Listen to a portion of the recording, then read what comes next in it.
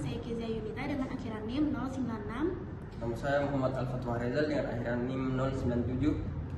Perkenalkan, nama saya Mishamila dengan akhiran NIM 099. Dan materi pertama yaitu tentang ikatan kimia dan ikatan ion akan dijelaskan oleh teman saya, Misha.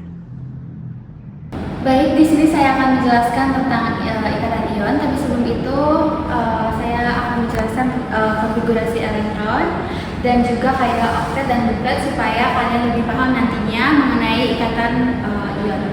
Jadi ikatan kimia adalah jenis gaya yang mengikat dua atom menjadi satu atom. Nah, di sini saya akan menjelaskan tentang ikatan ion, tapi sebelum itu kita belajar dulu tentang konfigurasi elektron dan juga kaidah oktet duplet. Pertama, konfigurasi elektron dulu.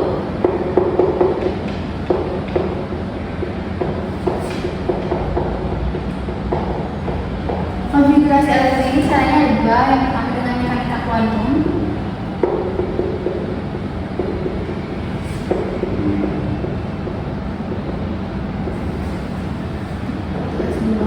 Oke, pertama di sini saya akan menjelaskan tentang konfigurasi elektron menggunakan mekanika kuantum. Ini ada subkulit pertama itu S, P, D, F. Subkulit pertama itu S, subkulit kedua itu P, subkulit ketiga itu D. Sorry, ini ada kesalahan.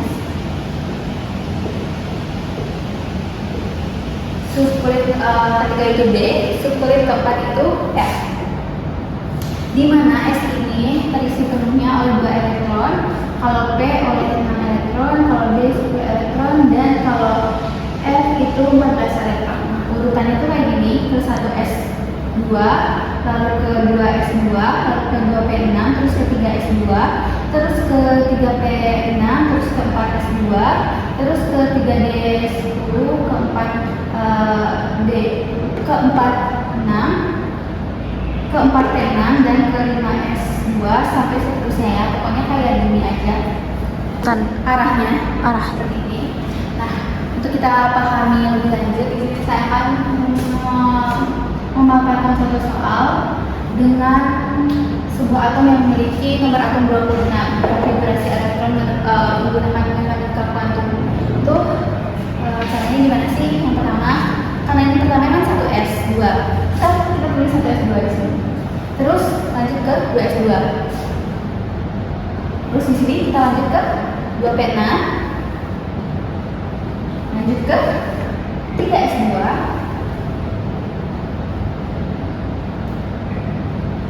Nah, sesudah 3S2 ini kita lanjut ke 3P6. 4S2. Nah, kita hitung dulu nih, ada berapa? Ini ada 4, ini ada 10, ke sini ada 12, ke sini ada 18, ke sini ada 20. Nah, ini kan benar.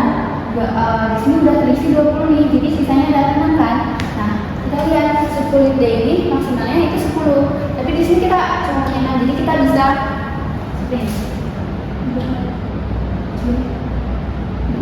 seperti itu.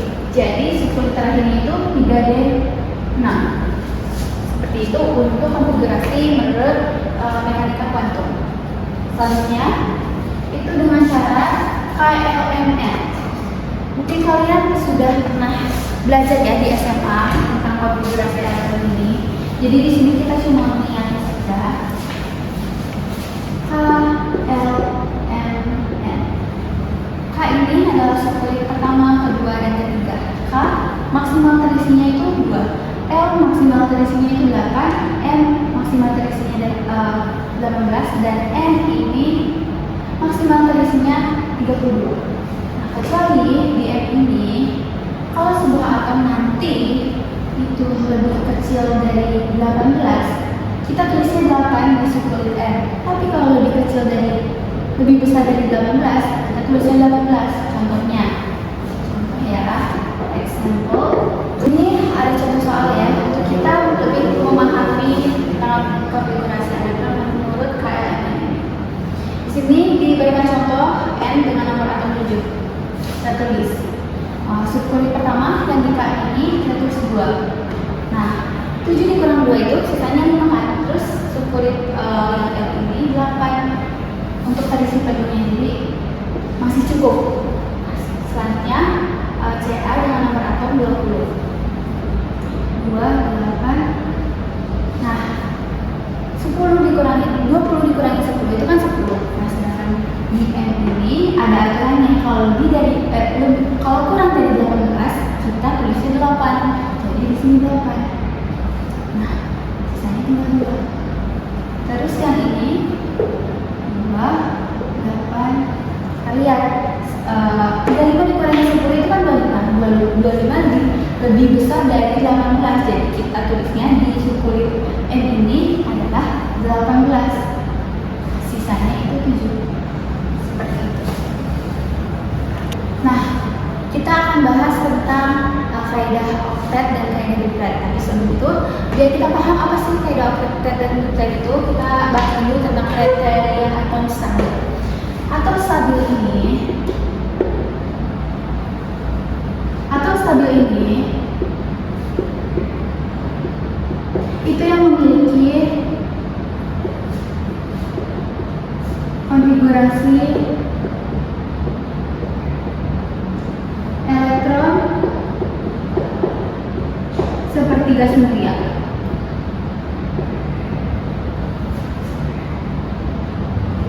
Atau golongan 8. Kenapa memiliki konfigurasi seperti gas mulia? Karena gas mulia ini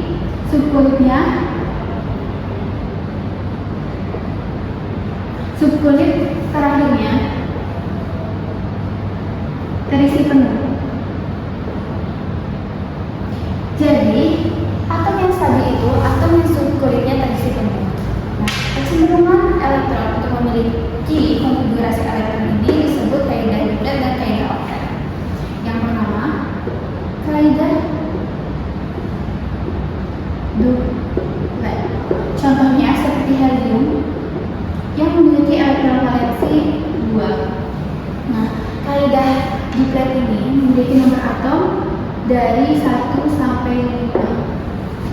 Selanjutnya, kaidah oktet. Kalau kaidah oktet ini seperti gas mulia yang memiliki elektron valensi 8. Nah, bedanya itu kaidah duplet itu elektron valensinya 2, dan kalau kaidah oktet itu elektron valensinya 8 dengan nomor atom lebih dari 5. Selanjutnya, bagaimana sih caranya atom mencapai kestabilan?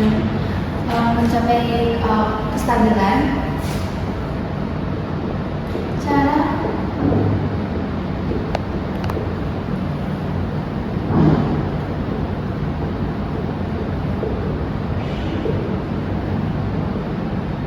yang pertama itu melepas elektron. Cara yang pertama dengan melepas seperti yang kita tahu, kalau melepas elektron itu berarti dia ion positif.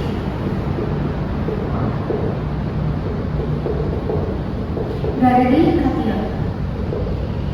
Contohnya dari melepas elektron ini adalah logam yang berada di golongan 1A sampai 3A yang memiliki elektron valensi 1 sampai 3. Nah, selanjutnya itu menerima elektron. Yang kita tahu juga, menerima elektron itu berarti ion negatif.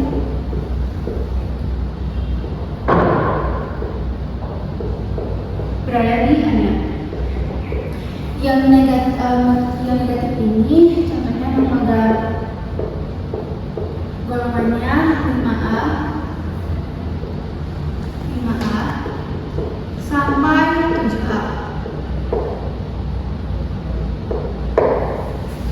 dengan elektron valensi itu dari 4 sampai 7. Contohnya di sini kita tahu contohnya.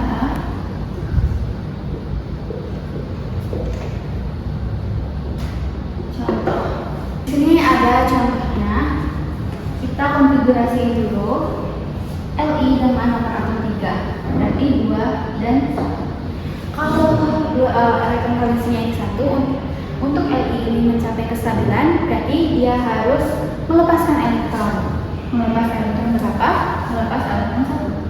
Nah, dia ini masuknya ke kaidah nuklear. Karena kaidah nuklear itu dengan nomor dengan valensi itu 1 sampai 5. Nah, jadi dia melepaskan elektron untuk mencapai kestabilan. Jadi Li plus. Nanti elektron valensinya itu 2. Nah, dia udah stabil ini. Terus yang 13 Al dengan nomor atom 13, 28 dan 3. Ya. Di sini kita lihat Al untuk mencapai kestabilan itu dia harus melepas 3 elektron buat elektron valensinya itu stabil. Jadi seperti ini. Dia melepas 3 elektron. Jadi Al 13. Jadi nanti elektron konfigurasi elektron itu, nah ini belum mencapai stabil ya. Selanjutnya S dengan nomor atom 16. Di sini konfigurasi elektronnya itu 8 dan 6. Nah 6 ini untuk mencapai kestabilan dia harus menerima elektron. Jadi 2 elektron. Kenapa 2 elektron? Karena suku terakhir untuk mencapai kestabilan itu harus 8. Jadi dia harus menerima 2 elektron. Kalau menerima itu berarti S 2 min. Jadi 2 8 8. Selanjutnya 17 Cl dengan nomor atom 17. 2 8 dan 7. Di sini kita lihat ya 7. Dia harus menerima 1 elektron untuk dia stabil. Jadi Cl min. Jadi elektron konfigurasi elektronnya nanti ini elektron valensinya untuk atom ini stabil. Yang kita masuk ke topik pembahasan kita yaitu ikatan ion. Ikatan ion ini adalah ikatan antara logam dan non-logam. Atau kation anion. Nah, sebelumnya ada hafalan untuk kalian. Logam itu dari golongan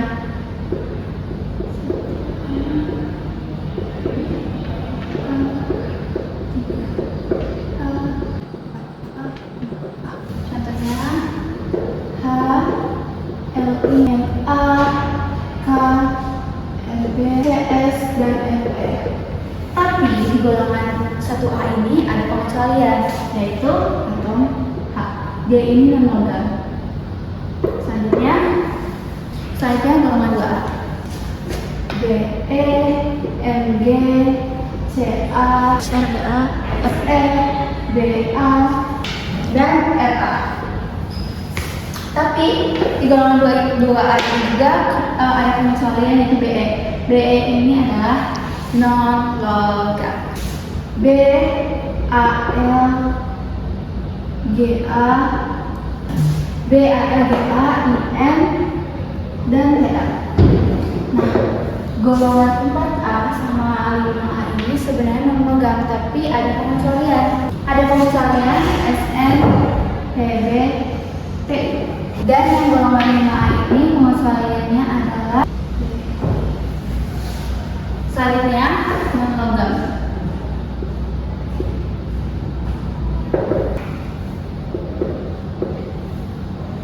Selanjutnya golongan logam itu dari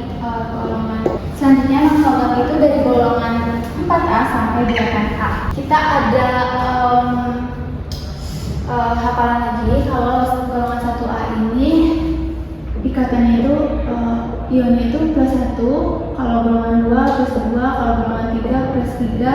Kalau golongan 4 ini adalah min 4. Atau golongan 4 ini adalah min 4, kalau golongan 5 min 3. Kalau golongan selanjutnya kita tulis di sini aja. Golongannya itu min 2, golongan 7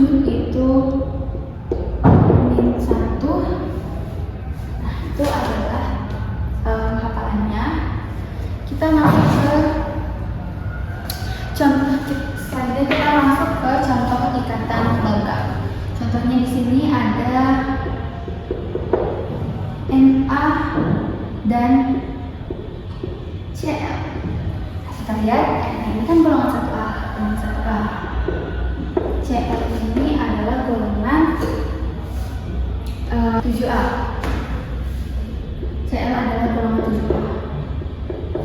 Nah, kita tulis dulu ya. Na menjadi Na plus ditambah elektron. Kenapa kayak gini? Karena dia melepas elektron. Selanjutnya Cl. Cl menjadi Cl ditambah elektronnya itu di sebelah kiri. Kenapa? Karena dia menerima elektron. Kita coret aja di sini. NaCl, Na ditambah Cl menjadi Na plus dan Cl. Sini Na di sini menjadi NaCl. Maksudnya apa ini? Maksudnya Na-nya ada 1, Cl-nya ada 1. Terus ini apa? Ini tuh rumus senyawanya. Kalau kita udah dapat rumus senyawa ini, kita bisa tulis struktur Lewis-nya. Struktur Lewis-nya kita ke atas kanan.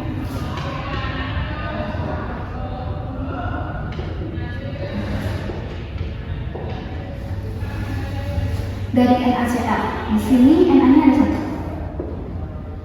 Cl-nya juga ada 1. Di sini Na itu golongan 1 dan Cl ini golongan 7A. Kita taruh di sini, kita taruh sebelah kiri elektron yang akan menerima. Nah, maksudnya di sini Na akan berpindah ke sini untuk si Cl ini menjadi stabil. Jadi nanti Na plus ditambah Cl. Kita tulis ya Na-nya ini seperti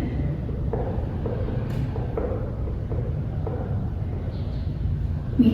Nah, ini hasil akhirnya struktur Lewis. Kita masuk ke contoh soal kedua. Ini ke 1 ya. Ini kedua. Al dan O. Kita lihat di sini, Al itu golongan 3A. Dan O ini golongan L ini golongan 3A dan O ini golongan 6A. Kita tulis ya reaksinya. Kita tulis reaksinya. Al menjadi Al ini 3 plus ditambah 3 elektron. Kenapa? Karena di sini dia melepas 3 elektron. Selanjutnya O menjadi O2-. Di sini kita tambah 2 elektron. Nah, ini elektronnya tuh belum sama. Jadi kita kali. Ini kali 2, kali 3 biar sama. Dan bisa coret. Nah, hasilnya nanti ini dikali 2Al ditambah 3O menjadi 2Al 3 plus ditambah 3O2-. Nah, dari sini dapat Al2O3. Maksudnya apa? Di sini kan Al-nya ada 2, O-nya ada 3. Seperti itu. Nah, ini adalah rumus senyawanya. Kalau kita udah dapat rumus senyawanya, kita bisa gambar struktur Lewis-nya.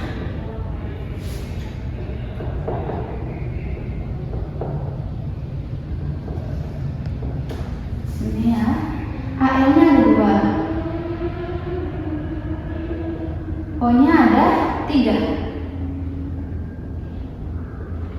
Nah, Al ini adalah golongan 3A. Ya, Al ini golongan 3A, jadi yang mempunyai elektron 3. Nah, kalau O ini golongan 6A, jadi kita taruh ion yang memerlukan ion yang kekurangan di sebelah kiri. Kenapa seperti ini? Karena kan O itu golongan 6A, Jadi 1, 2, 3, 4, 5, 6. Nah, yang kekurangan kita taruh di kiri. Nah, maksudnya apa sih yang tadi kekurangan tuh? Jadi nanti Al ini akan melepaskan elektron ke sini. Jadi nanti itu stabil. Seperti itu. Nah, nanti jadinya tuh Al plus ini ditambahin 2 karena Al-nya kan ada 2.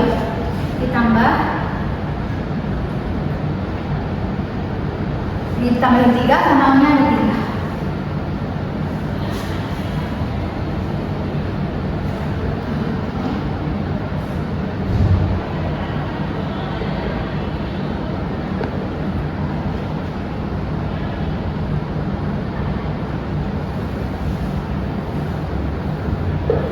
Seperti ini. Kita lanjut contoh soal yang lain. Contoh soal selanjutnya ada CA dan S. CA ini golongan 2A, S golongan 6A. Kita tulis ya. CA menjadi CA 2 plus ditambah 2 elektron, dan ini itu S menjadi S 2 min. Di sini elektronnya udah sama, jadi kita taruh aja. Jadi Ca ditambah S menjadi Ca 2 plus ditambah S 2 min. Ini adalah rumus senyawa. Kita tulis struktur Lewis.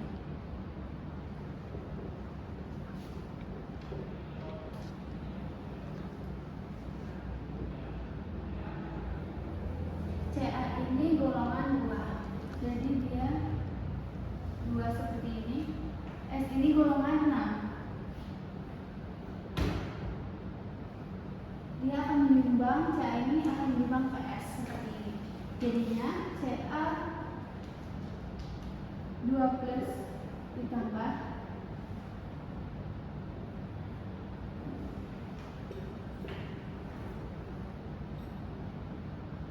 S min, seperti itu.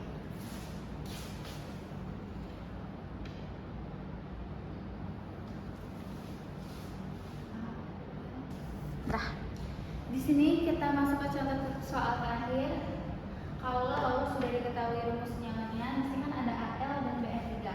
Al ini golongan berapa tadi? Al golongan 3A dan Br ini golongan 5A. Jadi Al di sini kan dia golongan 3A, jadi dia punya elektron 3. Br-nya ini ada 3.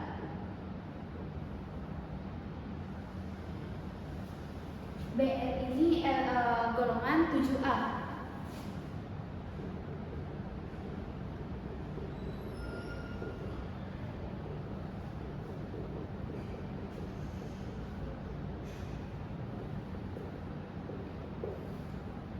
Ini dia akan melepaskan elektron, jadi Al plus ditambah. Jadi Al plus ditambah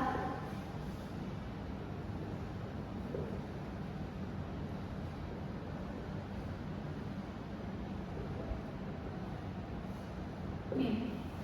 Selanjutnya yang terakhir ada K2O.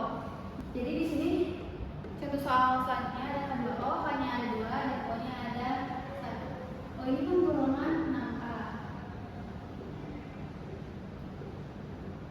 K ini golongan 1A.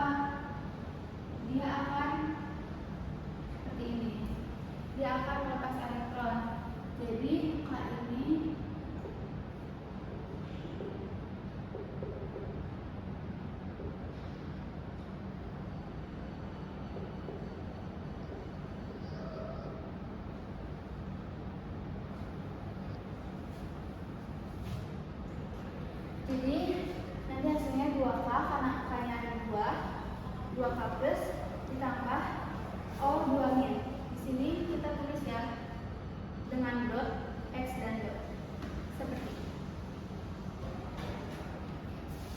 seperti itu untuk ikatan ion. Selanjutnya akan dijelaskan oleh teman saya.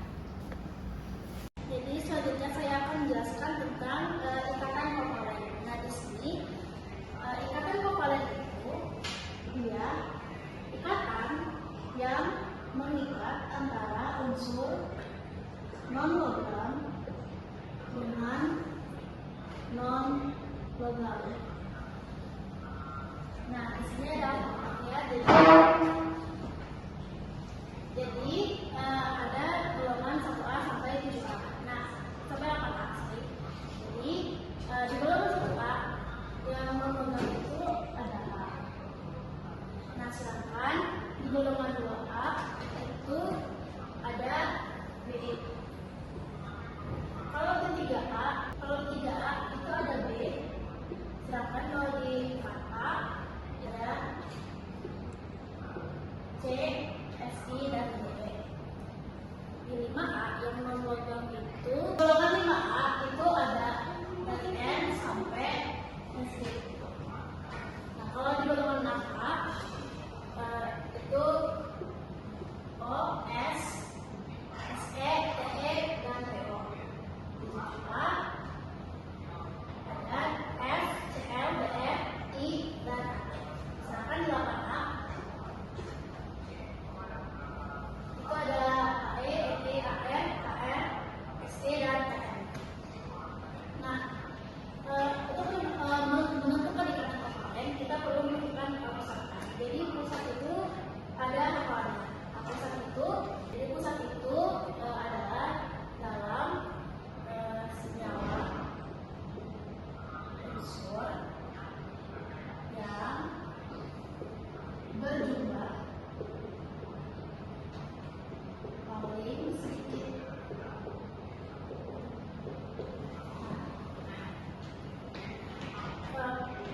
Pusat itu ada bagi tiga. Itu ada oktet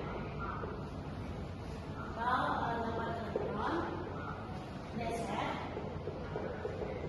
atau oktet stabilan dengan 10 elektron, dan deset atau oktet stabilan dengan 12 elektron. Ada oktet, deset, dan deset. Nah,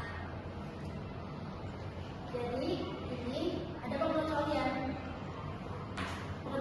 untuk unsur C, N, O, dan F. Nah, 4 unsur ini yaitu harus oktet. Nggak bisa deset, nggak bisa deset. Terus selanjutnya ada bungkus pengeliling.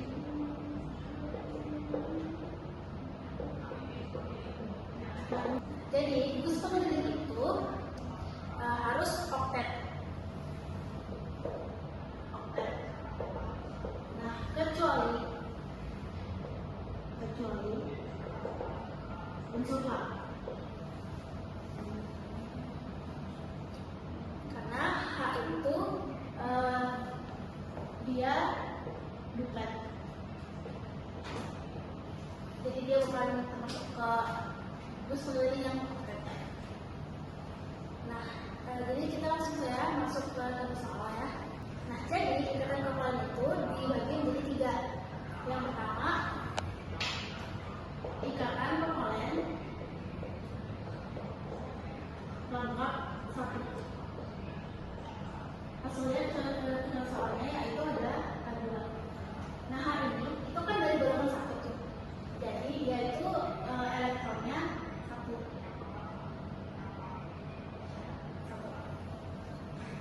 Sedangkan untuk mencapai kestabilan H itu perlu duplet. Jadi H itu memerlukan 1 elektron lagi. Nah, jadi struktur garisnya H2 di sini memiliki 1 elektron dan H di sini juga memiliki 1 elektron. Nah, 2 H ini itu saling membagi elektron. Jadi yang ini sudah mencapai duplet atau kestabilan, dan yang ini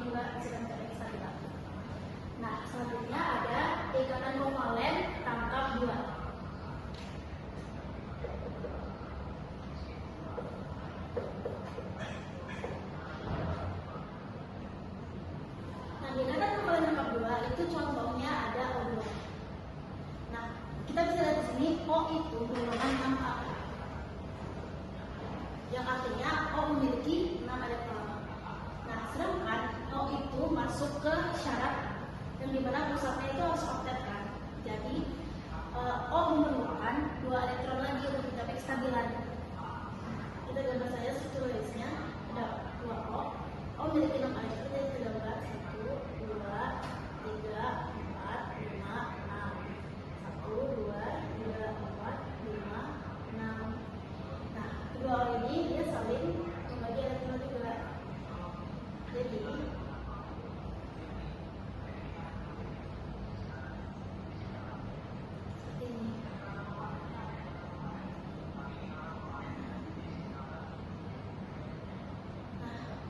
yang ini udah stabil, yang ini juga udah stabil.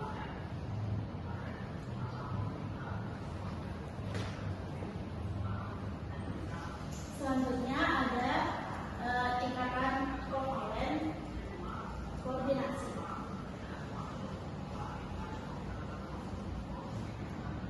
Jadi saya ada contoh soal.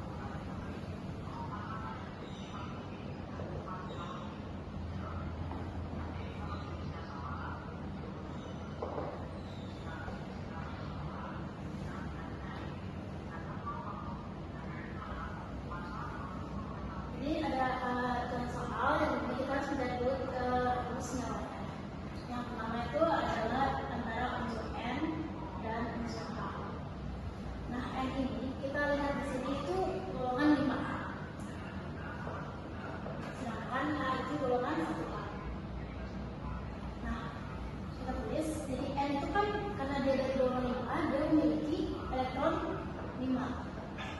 Dan H dia memiliki 1 elektron. Nah, N itu termasuk juga ke salah satu syarat unsur yang harus oktet. Jadi N ini kita tambah elektron, 3 elektron agar mencapai oktet atau kestabilan. Nah, H itu kan oktet, jadi kita nambah 1 elektron. Nah, agar elektron di sini itu sama, kita kali ini kali 1, ini kali 3. Nah, setelah itu kita mendapatkan pasangan senyawa NH3. Langsung saja ke strukturalisnya. Jadi N itu kan sebagai pusat karena N ini dia itu senyawa unsur yang berjumlah paling sedikit kan. Sedangkan itu kan ada 3, jadi kita pusatnya N. Ini N. Terus kita gambar H kita. Nah, H ini dia memiliki 1 elektron, jadi masing-masing 1 elektron. Nah, N dia itu memiliki 5 elektron. Ini 1, 2, 3, 4, 5. Coba diperhatikan, kalau begini kan H-nya sudah kita kestabilan, komplit. Yang ini juga sudah, yang ini sudah. Sedangkan N-nya atau pusat kita lihat 1, 2, 3, 4, 5, 6, 7, 8. Nah, N ini juga sudah mencapai kestabilan atau oktet. Lalu ada contoh soal selanjutnya. Contoh soal selanjutnya itu ada dari unsur P dan Cl. Nah, mungkin kalian bingung kapan kita menggunakan oktet, kapan kita menggunakan deset, kapan kita menggunakan deset. Nah, untuk itu kita bisa mencari satu-satu. Nah, P ini kan dari golongan 5A. Terus Cl itu dari unsur A. Kita tulis tadi, berarti P itu memiliki 5 elektron. Dan Cl itu memiliki 7 elektron. Nah, untuk menentukan ini kita perlu coba satu-satu. Jadi kita coba dulu yang oktet ya. Ini yang oktet. Nah, kalau yang oktet, P-nya ini itu kan harus 8 kan. Mempunyai 8 elektron. Jadi kita tambah 3 elektron. Cl juga harus oktet.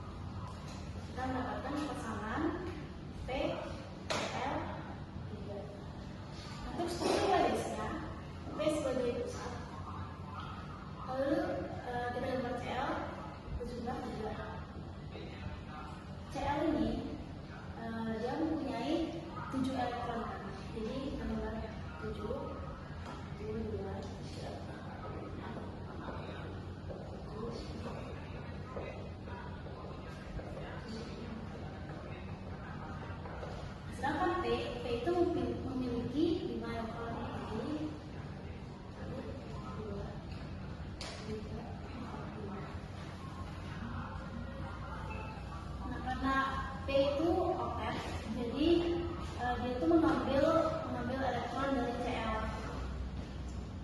biar agar mencapai kestabilan. Sedangkan Cl itu juga oktet kan, jadi dia mengambil satu elektron dari P untuk mencapai kestabilan. Jadi ini udah stabil, ini udah stabil, ini udah stabil, sedangkan pusatnya juga sudah stabil. Nah kalau ini yang oktet, kalau yang deset di sini saja ya. Deset sama kita cari ininya dulu. P itu kan 5 elektron, sedangkan Cl itu 7 elektron. Kalau deset berarti 10 elektron kan, jadi kita harus menambah 5 elektron agar pusat ini menjadi deset atau mempunyai 10 elektron. Cl itu tetap saja oktet, jadi kita tambah 1 elektron dikali 1 dikali 5. Jadi kita mendapatkan pasangan P, Cl, 5. Untuk strukturalisnya, P tetap menjadi pusat, sedangkan Cl-nya ada di 1, 2, 3, 4, 5. Sama seperti tadi, Cl itu mempunyai 7 elektron kan, 1, 2, 3, 4, 5.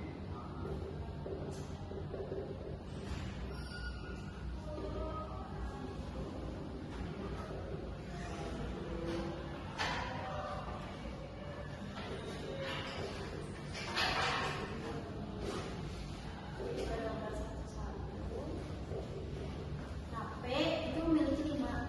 Jadi di sini, di sini, di sini, di sini, di sini. Nah, kita lihat di sini kan. P itu memiliki 5 elektron, yang artinya ini P ini kan sudah memiliki semua elektronnya ke Cl kan. Jadi elektronnya dari P ini sudah habis kan. Jadi ini udah stabil, ini udah stabil, ini udah stabil, ini udah stabil juga. P itu dia memerlukan 10 kali dari 1, 2, 3, 4, 5, 6, 7, 8, 9, 10. Jadi P udah stabil. Nah, karena elektron dari P udah habis, jadi 5 ini udah pakai semua. Jadi ini deset ini nggak memungkinkan. Ya. Selanjutnya akan ada contoh soal lain agar bisa mengerti. Jadi saya punya 2 soal lagi. Yang pertama itu ada 2 soal umpan. Nah kalau begini kan tidak unsur tuh, sama aja kayak tadi. Jadi S itu unsur yang memiliki juga paling sedikit kan. Jadi S merupakan pusatnya. Nanti seperti ini. Nah, O-nya ada 4, jadi kita tulis O ada 4. Nah, kan H ada 2. H kita tulis di samping O. Kenapa? Karena H itu tidak langsung berikatan dengan S. Jadi kalau di suatu senyawa itu ada H itu pasti akan berikatan. Jadi H berikatan dengan O. Nah, kita lihat S di sini itu dari golongan 6A. Jadi ini 6A. Sedangkan H itu dari 1A. O itu juga dari 6A. Nah, H itu harus duplet kan. Jadi elektron. O ini dia akan memiliki 6 elektron. Golongan 6. Ya. O ini kan dari golongan 6, jadi dia memiliki 6 elektron. Nah, 1 itu pasangan. O itu memberi 1 elektron untuk H agar bisa menjadi duplet, dan O di sini juga memberi pasangan untuk H agar menjadi duplet. Nah, O di sini kan ada berapa nih? 2, 3, 4, 5, 2, 3, 4. Nanti kan sudah duplet nih, sudah stabil H-nya. Nah, O yang ini dia juga memberikan elektron PS. Ini juga elektron PS. Nah, S memberikan O-nya ini kan ada 6 nih. 1, 2, 3, 4, 5, 6. 1, 2, 3, 4, 5, 6. Ini kan belum stabil kan artinya, karena O itu kan harus oktet kan, harus kedua 8. Nah, O ini mengambil elektron dari S. Kita sembahkan saja sebagai 3. Nah, kalau udah gini, ini stabil kan. O-nya berarti udah stabil. Nah, S ini mempunyai sisa elektron berarti 4. Nah, kalau O yang ini dan O yang ini ikut juga memberikan elektron ke S, itu tidak bisa karena S itu hanya memiliki 4, yang artinya kalau dipasangkan lagi itu sudah tidak stabil. Jadi gimana caranya biar semuanya stabil? S yang diberi ke O. Jadi ini. Nah, kalau tadi kan udah stabil semua tuh. S memiliki berapa? 1, 2, 3, 4, 5, 6, 7, 8. Sudah? Oke. O yang ini sudah 8. Yang ini sudah 8. Jadi ini adalah struktur dari sini. Kalau rumus nomornya,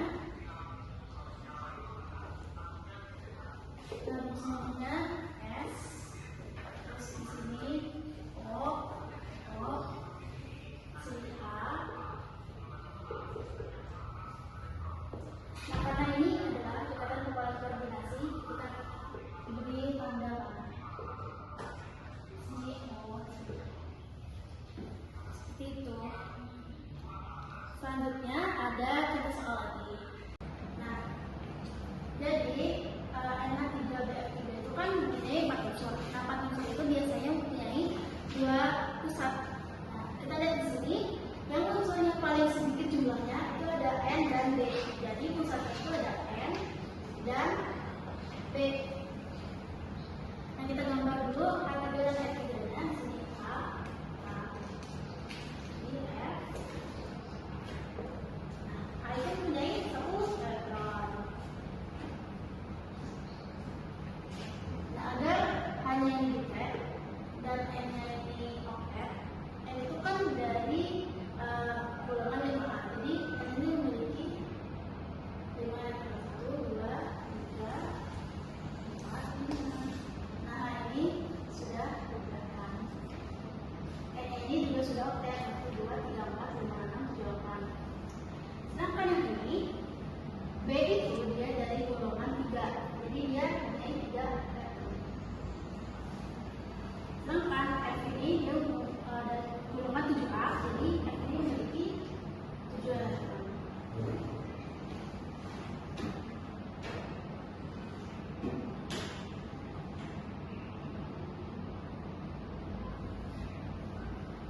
F di sini udah oktet, juga udah oktet, juga. Nah, tinggal B-nya. B ini dia masih memiliki 1, 2, 3, 4, 5, 6 elektron, yang artinya B ini belum stabil. Nah, jadi agar bisa stabil, N itu dia akan membagi elektron ke B. Jadi B-nya yang ini itu udah oktet. Nah, 1, 2, 3, 4, 5, 7 sudah oktet atau sudah stabil. Nah, yang ini juga sudah stabil, sudah gitu. Nah, sekian penjelasan dari saya. Selanjutnya akan dilanjutkan dengan teman saya. Oke, selamat siang teman-teman. Jadi kali ini saya akan melanjutkan materi dari teman saya tadi, yaitu saya akan membahas tentang ikatan profil, yaitu kepolaran. Kepolaran terbagi menjadi 3. Yang pertama, ada senyawa terdiri dari satu unsur itu, yaitu dia nonpolar. Contohnya seperti N2, O2, H2, Cl2 dan O2 dan lain-lain. Yang penting satu unsur. Yang kedua, ada senyawa terdiri dari 2 unsur. Kalau senyawa yang terdiri dari 2 unsur berarti dia bisa polar, bisa nonpolar, tergantung. Kalau dia polar berarti dia mempunyai TeV atau pasangan elektron berserikat. Bebas. Pasangan elektron bebas.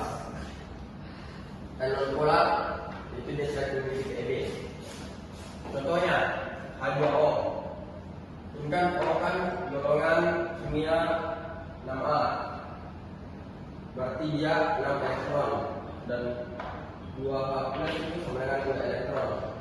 Kita kurangi 6E kurang 2E sama dengan 4E. Kita bagi 2 karena dia adalah pasangan, sama dengan 2 PB.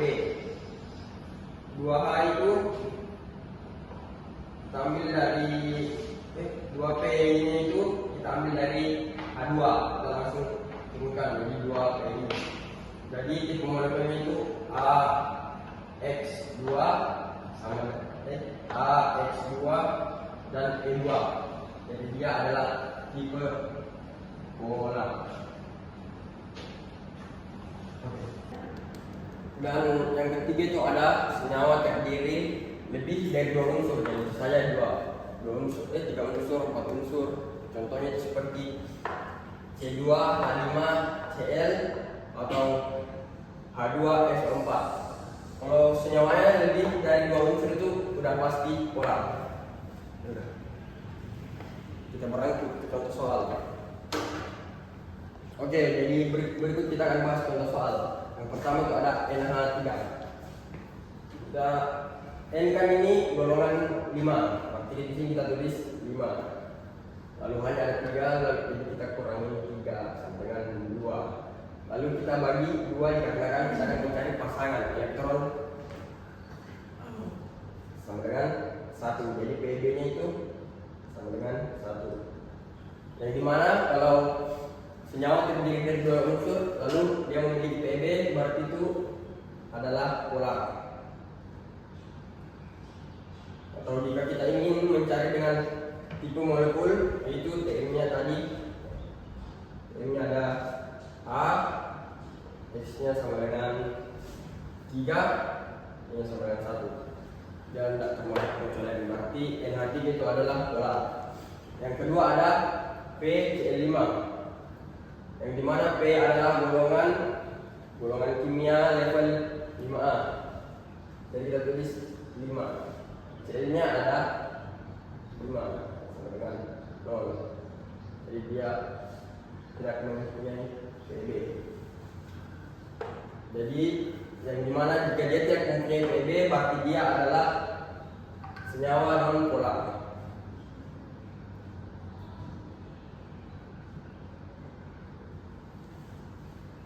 Ya, jadi contoh yang ketiga itu ada XE4, yang dimana kita tahu XE itu adalah golongan level 8. Jadi kita tulis 8 kurang F-nya ada 4.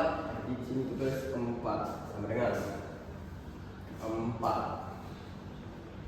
Terus kita bagi 2 karena kita ingin mencari PB-nya. Ini adalah 2 sama dengan 2 B.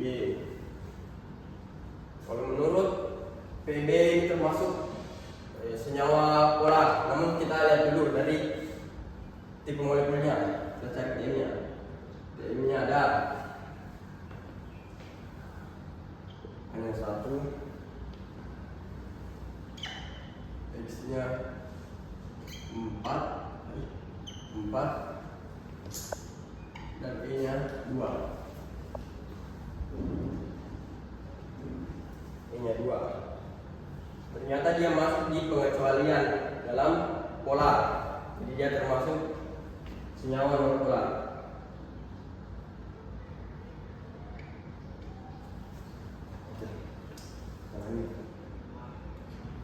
Yang keempat ini ada C2H6.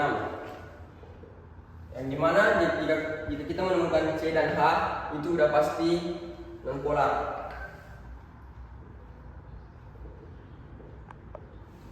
Kalau kita tambah pengecualian di sini ada C dan H. OF4, yang dimana XeOF4 ini terdiri dari lebih dari 2 unsur, jadi makanya dia polar. Ya, selanjutnya saya akan membahas tentang titik didih dari ikatan kovalen. Yang pertama itu kita bahas dari yang paling tinggi, yaitu ikatan hidrogen. Contohnya seperti ini: H2O, HF, NH3, C2H5OH. cara mencari MR-nya itu ada gini. H2O, misalkan kita mau cari MR dari H2O. 2 kan 2, air H-nya hanya kan ada 2, jadi kita tulis 2. Air itu atom relatif. Kita tulis H ditambah 1 dikali air. O-nya kan ada 1, jadi di sini tulis kita tulis O. Jadi kita lihat airnya 2 dikali air H-nya itu berapa? Air 1 tambah 1 dikali ARO itu 16.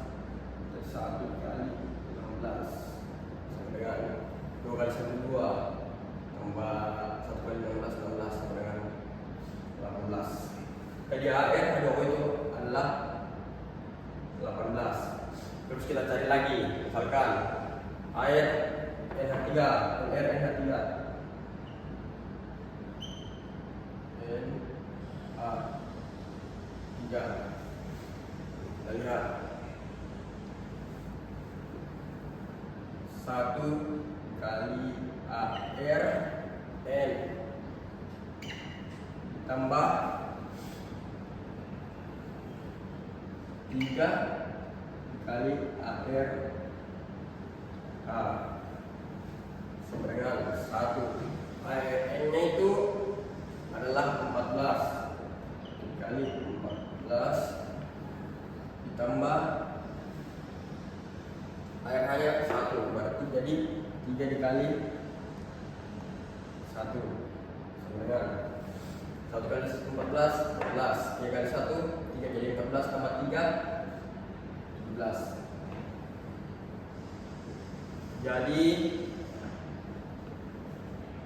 H2O lebih besar dari NH3.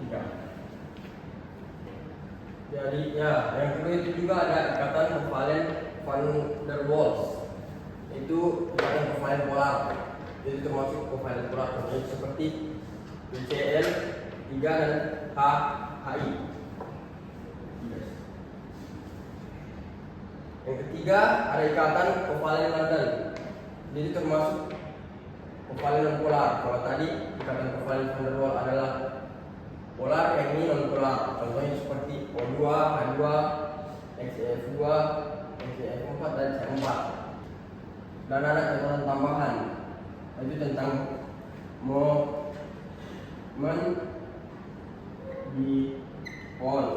Mendipol itu adalah kepolaran. Jadi semisal mendipolnya sama dengan 0, berarti dia adalah non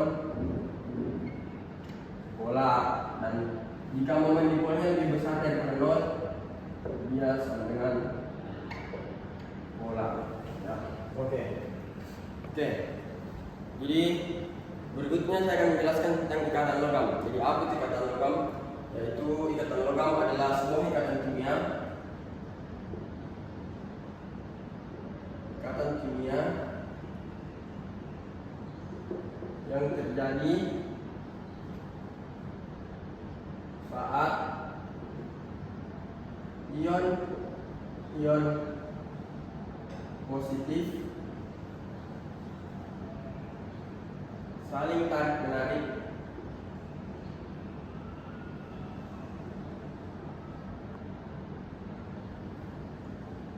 dengan ion-ion yang terdelokalisasi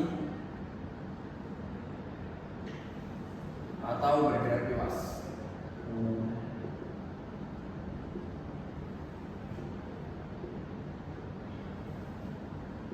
Jadi ikatan logam adalah ikatan kimia yang terjadi ketika ada negara tarik menarik antara atom positif dengan ion-ion yang terdelokalisasi atau bergerak bebas. Ikatan logam ini dijelaskan dalam sebuah teori, yaitu teori awan elektron atau lautan elektron yang ditemukan oleh Dan dan Lorentz. Karena tadi sudah kita telah tahu apa itu ikatan logam, saya juga akan menjelaskan tentang apa itu teori awan Lorentz. Nah, teori awan elektron. Jadi menurut teori ini, setiap atom logam yang melepaskan elektron valensinya akan membentuk awan elektron atau lautan elektron yang mengelilingi ion positif yang tidak berubah tempatnya. Jadi awan elektron ini tidak terikat dengan ion-ion apapun, jadi mereka terdelokalisasi di sekitar ion-ion positif seperti mengitari. Itulah. Adapun sifat-sifat ikatan logam itu, yang pertama, logam itu merupakan konduktivitas termal yang baik. Logam itu dapat menghantarkan panas dengan baik. Yang kedua ada konduktivitas listrik. Selain dapat menghantarkan panas dengan baik, logam juga dapat menghantarkan listrik dengan baik. Yang ketiga ada duktilitas, yaitu dapat menahan ketegangan sehingga meskipun logam listrik menjadi kabel tipis atau dipukul dengan palu, dia tidak akan putus dengan mudah. Yang keempat ada berkilau. Logam cenderung mengkilap atau berkilau. Hal ini disebabkan oleh elektron yang menyelimuti logam cenderung akan memantulkan cahaya sehingga logam akan terlihat berkilau. Nah, kali ini juga saya akan membahas tentang proses terbentuknya ikatan logam. Jadi awal dari proses terbentuknya ikatan logam itu diawali dengan atom logam yang berukuran sangat besar. Nah, karena atom logamnya yang berukuran sangat besar, maka jarak dari inti atom menuju elektron keluar akan sangat jauh, yang mengakibatkan daya tarik inti melemah. Nah, karena itulah elektron valensi di kulit terluar akan mudah terlepas dan membentuk awan elektron yang mengitari inti atom logam atau terdelokalisasi sekitar inti atom logam. Nah, awan elektron ini bermuatan negatif dan atom logam bermuatan positif. Karena awan elektron bergerak bebas di sekitar atom logam, maka akan terjadi gaya tarik menarik antara awan elektron dan inti atom logam. Dan hal itulah yang menyebabkan adanya ikatan logam. Sekian penjelasan saya. Terima kasih.